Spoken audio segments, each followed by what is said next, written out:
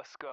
Hey, thanks for joining us today. My name is Wes with Integrity ISR, and today we have Chad Hartman. Chad is our Senior Vice President for Global ISR Solutions, and if you've been looking at the news lately, you know that there is a lot of things moving, and so we wanted to start gathering some of our subject matter experts, such as Chad, who has over 30 years experience in special ops, defense, ISR, and kind of understand a little bit more about maybe what's going on behind the scenes and allow our subject matter experts to just speak. So, Chad, thanks for joining me today. Thank you, Wes. Just an overview on what you're seeing, and then we'll get into some questions.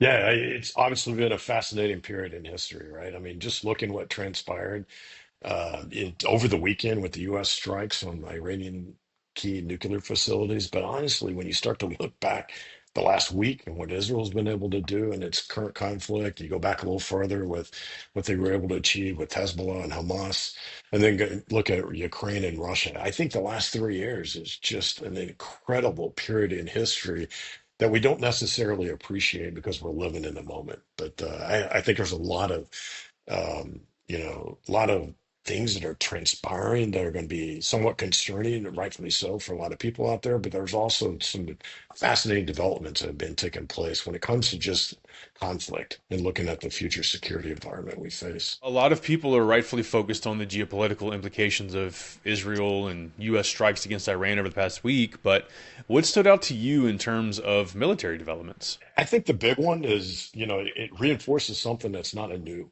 aspect, and that is air superiority. I think if you look at what transpires in today's modern conflict, because you're dealing with speed and scale and complexity and change at unprecedented levels, there is no one domain solution to anything. It's going to take this hyper fusion, if you will, of all domains coming together. And often you have to do it simultaneously or near real time to be able to achieve those kind of systemic effects you need to be able to do in today's world when you get into a conflict.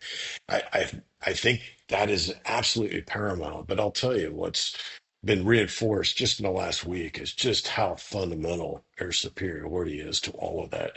It's going to take every domain, but without air superiority, you really can't leverage the power you're going to get through those all domain operations. And I think what's fascinating, you've got a case sample. If you look back just in the last few weeks and months and years here, I think if you look at what happened with Israel and the United States, it shows you the power of air superiority.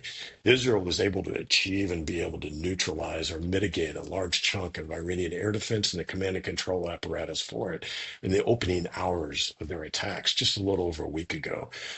Because of that, you've seen some incredible systemic effects since that with their airborne attacks that are taking place. And then kind of culminating with what you saw in the U.S. strikes over the weekend. We were postured and they gave a great briefing, and the chairman of Joint Chiefs kind of laid out, a little bit of art that goes in and make sure we take advantage or we don't have a situation where air defense becomes a threat. But I'll tell you what was telling out of that brief is that to our knowledge, not a single shot was fired, both in ingress and egress, and nor were there any aircraft launched on the Iranian side. And that just shows you the overwhelming success Israel was able to achieve early in the campaign with their superiority. I think if you look at the other side of the coin on Iran and Russia and Ukraine, you see what happens when you don't achieve air superiority. In Iran's case, they fired hundreds of missiles in the last week at Israel and have launched just hundreds, if not thousands, of somewhat sophisticated drones. But because you have a robust air defense, they're not able to forward project more power and be able to address that and achieve air superiority over the battle area, particularly with Israel. You're getting somewhere 10% at most, probably closer to 5% of those weapons actually getting through. And they're not necessarily going after what they're really trying to get, those targets to achieve those effects. So I think that's a good example of what happens when you lack that air superiority. They have amassed quite a bit of firepower against Israel with little to no effect, cumulatively because of it. When you look at Russia, what Russia's done in the last 3 years in Ukraine, because of their lack of ability to command and control and to be able to have a true ISR apparatus that can hunt the highly mobile targets that are out there in the air defense world. They've never really been able to achieve air superiority over Ukraine. And because of that, it's forced them into a 3-year attrition campaign where, reported to have lost 1 million casualties in those 3 years. The cost is exorbitant. And it shows you that On the other side of that, look what Ukraine's been able to do. They're not necessarily achieving air superiority, but they're really good at getting it in the local air superiority at the time of their choosing. And because of that, and because Russia can't even maximize its own air superiority over motherland of Russia, Ukraine's been able to do some highly successful attacks against key infrastructure inside Russia. That kind of culminated just a couple of weeks ago, where reportedly they were able to do a very sophisticated clandestine operation to get some assets in and drones, but reportedly actually impacted and destroyed as potentially as much as 1/3 of Russia's strategic bomber fleet. That's incredible. That's absolutely amazing what you can do. And it kind of shows you the power of air superiority, both when you have it and the risk and what you suffer when you don't have it. Looking at the 3 years of highly intense conflicts in both Eastern Europe and more recently the Middle East, how do you see war evolving, Chad? Yeah, I think what's fascinating is we truly are living in unprecedented times. And I know that's a pretty bold statement. A lot of people make that claim.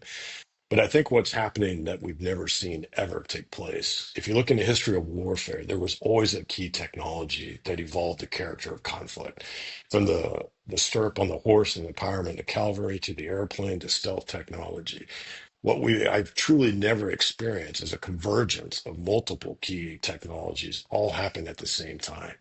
And I think when you look at it, what's happening today, everyone, of course, is talking artificial intelligence, and that in of its own right is a game changer on conflict. And we're seeing that play out in a lot of different ways, both in Ukraine and the Russian conflict, and also in the Middle East.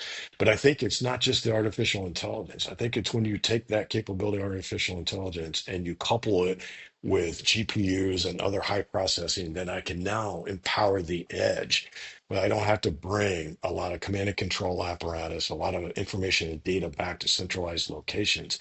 I now have this capability to be able to fight on the edge. And then you couple that in turn with some of the bandwidth and the mesh networks that we have out there that truly, for the first time, we're able to achieve high data rates in a very remote forward areas in a resilient manner because we're taking advantage of multiple avenues of approach, multiple ways to transmit.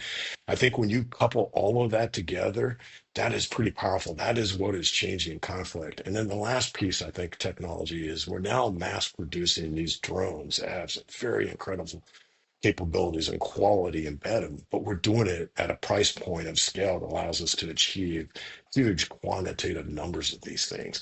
And that's only going to accelerate. So now that when you couple artificial intelligence, edge computing, mesh networks, the ability to generate these massive drones, both in all domains, to look at that capability and culminate, you're in a situation we've never truly experienced, where I don't have to choose between mass or limited precision. I now have mass precision at scale and speed across an entire battlefield with resilience to back it up. That is incredible. That is something that is truly changing the character of conflict in what I think is a truly unprecedented way.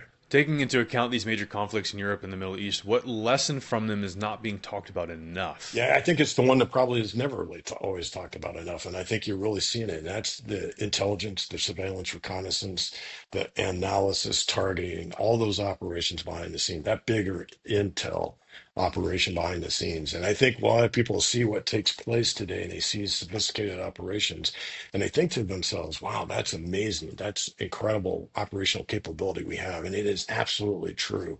But I think what they don't necessarily understand, appreciate, is that sometimes to affect a target or kill a target is a little easier today. It's the hunt, it's the incredible intelligence, surveillance, reconnaissance, and that analytical effort, targeting to be able to come to bear behind the scenes. And that, in a lot of cases, has taken hours, it's taken days, weeks, and in a lot of these cases, years of very persistent, resilient, long stare ISR across all intelligence disciplines, across every domain, using that knowledge picture together, but then being able to do it in a rapid fashion as required so that you can generate decision advantage at speed and scale that you need to. That's kind of a lot of science goes into that, but more importantly, that's a trade craft and art, the black arts, if you will, to be able to pull that together. And that's something that takes a very sophisticated experience, a very sophisticated training,